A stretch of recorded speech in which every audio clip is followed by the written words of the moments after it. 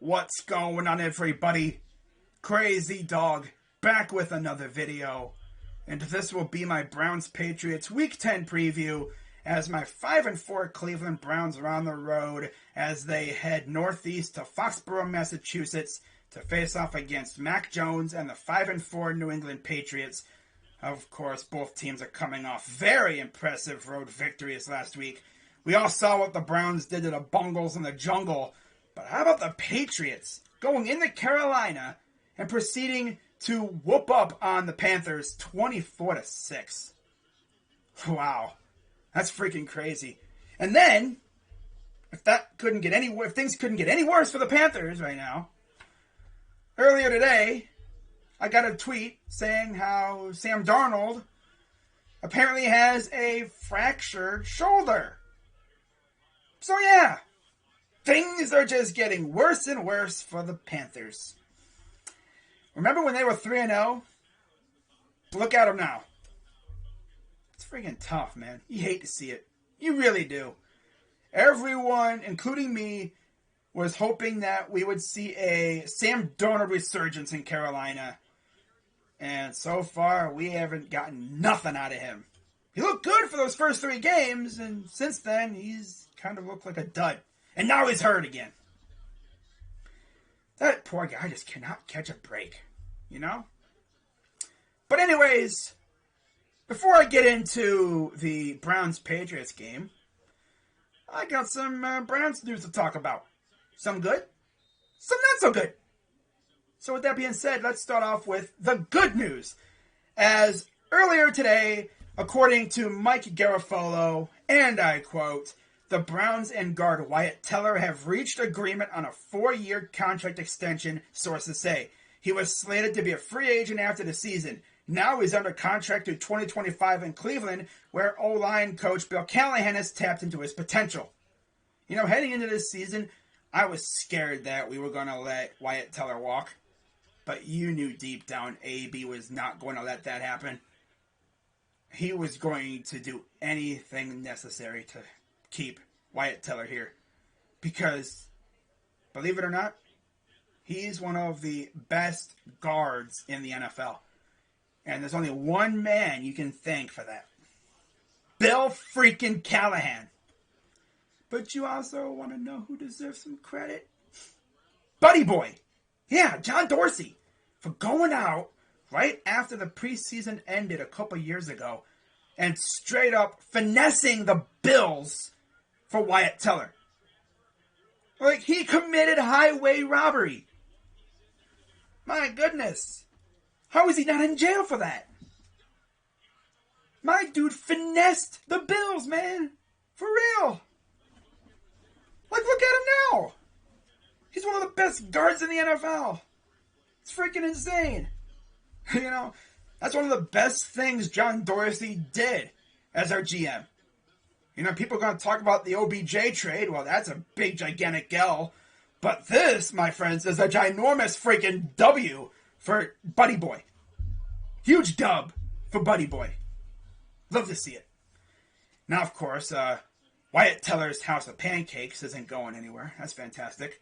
You know, we're going to be seeing Wyatt Teller pancaking defenders as a Brown for the next 4 years. Love to see it. Unless you're an opponent, then you hate to see that because that dude is a certified road grader.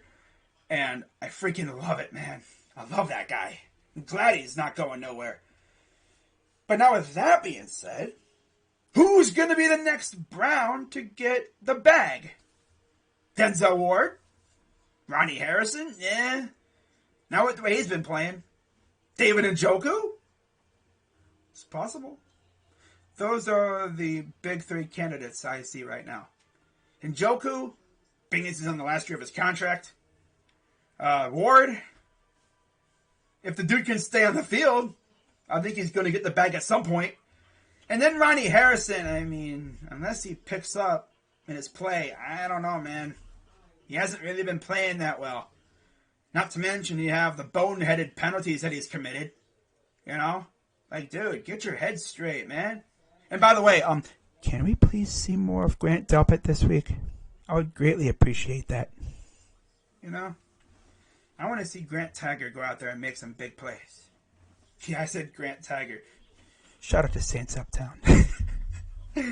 Oh my goodness. But this should be a fantastic game. But before I talk about this game, got one more thing to talk about. Now, as I'm getting into that, here are the details of the Teller extension. If you want to go through it, feel free at your own leisure. But of course, we had some good news. Now it's time to talk about the not so good news.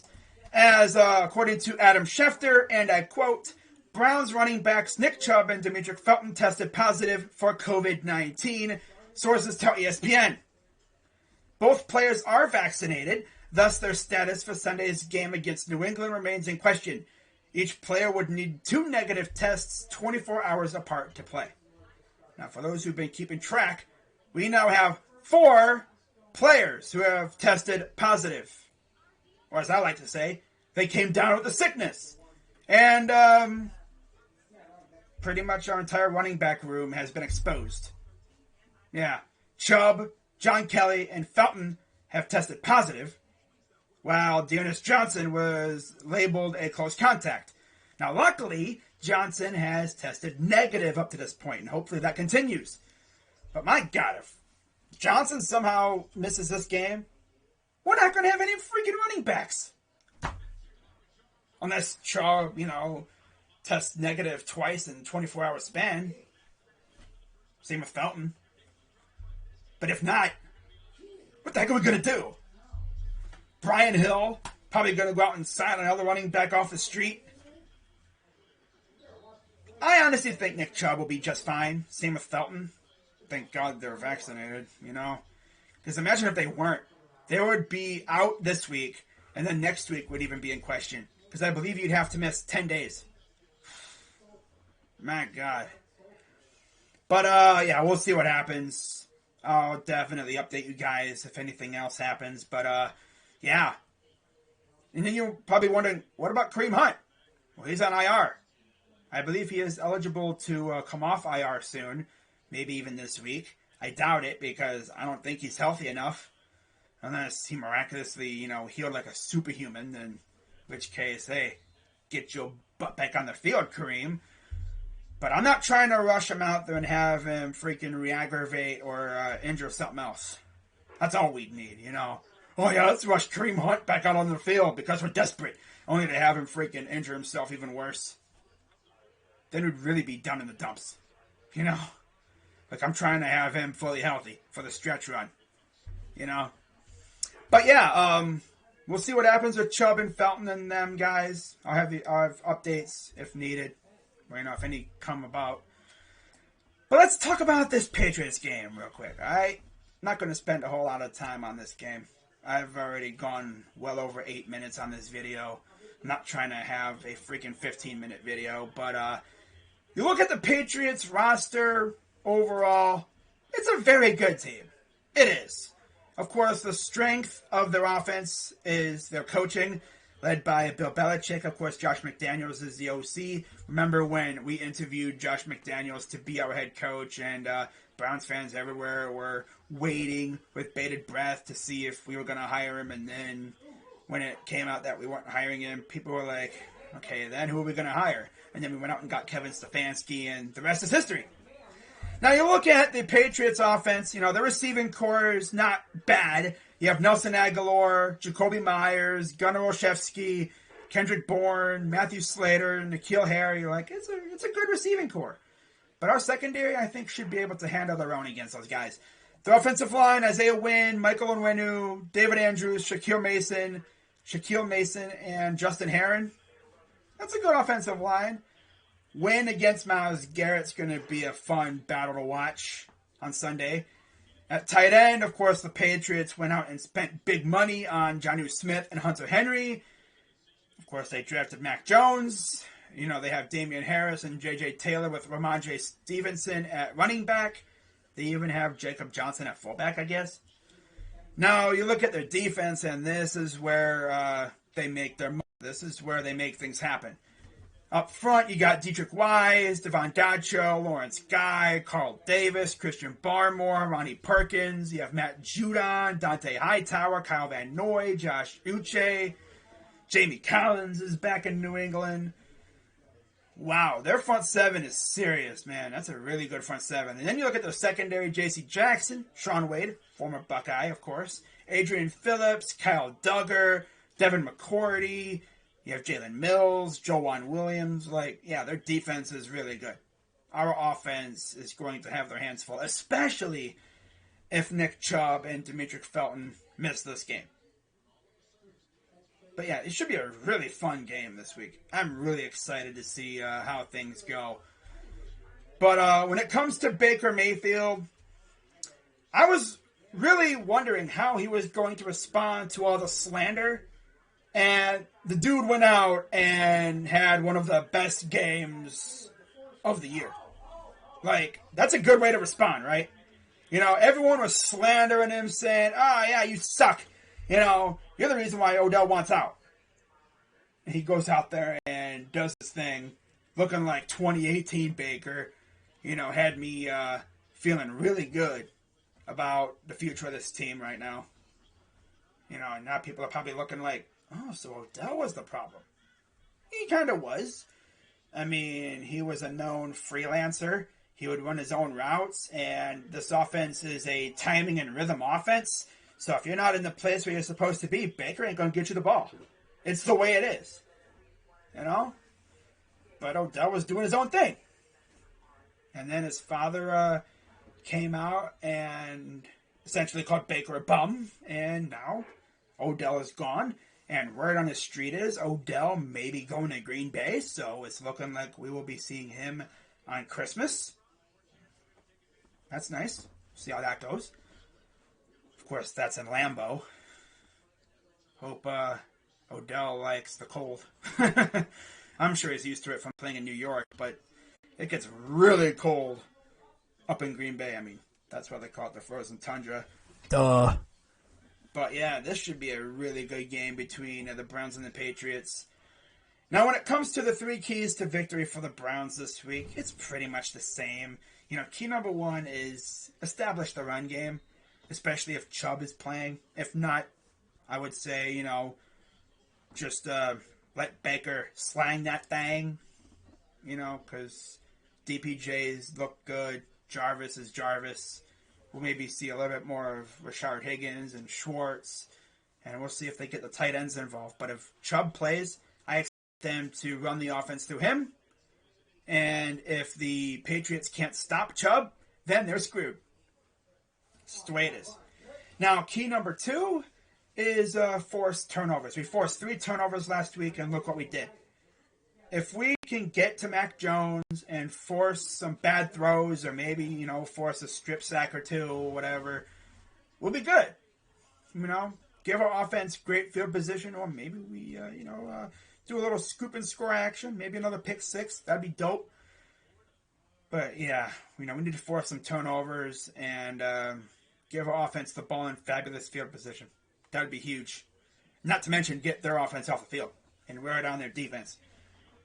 And I guess if there was like a 2B, it would be for Baker to take care of the ball. Yeah.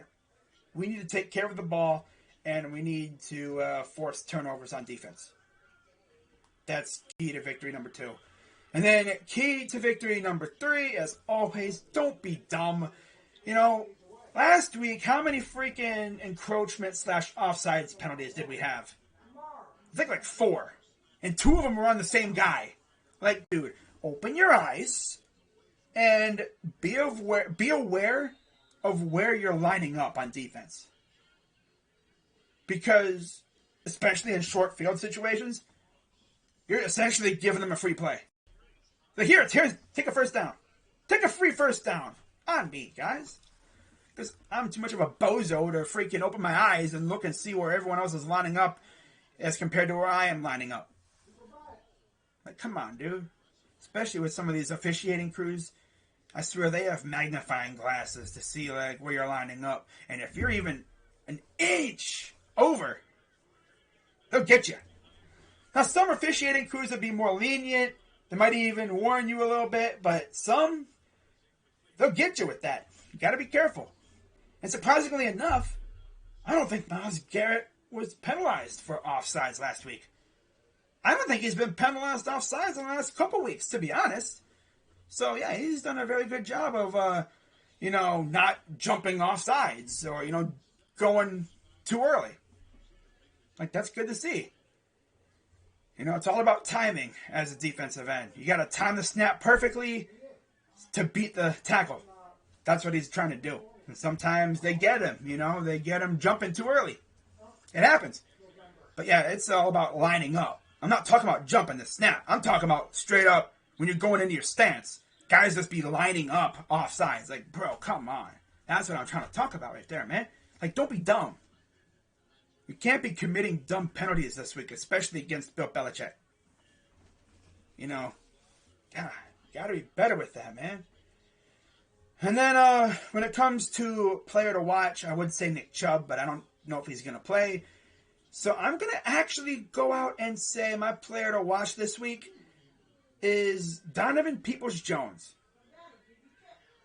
I want to see him have a good game this week, being as he's essentially our number one receiver, or number two, with Jarvis. I want to see him ball out this week. That'd be huge. Not to mention, his freaking touchdown dance is freaking lit. Freaking love that touchdown dance. I don't know what the heck he's doing, but it's dope. What am I going to say, Now, score prediction for this game. Obviously, I think the Browns are going to go out and get that dub. And I think the Browns are going to win by a final score of 24-20. And we escape Foxboro with a dub. And we move on to 6-4 with the Lions coming up next week at home. So we welcome the Lions to the dog pound. That's going to be fun, especially with how desperate I'm sure the Lions are going to be. Dan Campbell's out here pulling out every trick in the book trying to get his team their first win. And hopefully it's, not us. Now, in the olden days, it probably would have been us. But we'll see what happens. Got to get through the Patriots first. But with that being said, I'm Crazy Dog at 99. Shout out to the Dog Pound as always. Shout out to the Patriots fans out there. My guy Deshaun Parks. Of course, you have Master at Work. You have Bobby at Beantown Breakdown. You have all the other Patriots fans that are probably going to be commenting on this video. If I missed your name, be sure to let me know, and I'll shout you out after the game and everything. So with that being said, let's get this dub. All right? Let's go to 6-4. I'm feeling really good about this week. Let's freaking keep it up, man. Let's go. So with that being said, I'm Crazy Dog. Let's go, Browns. And I'm out.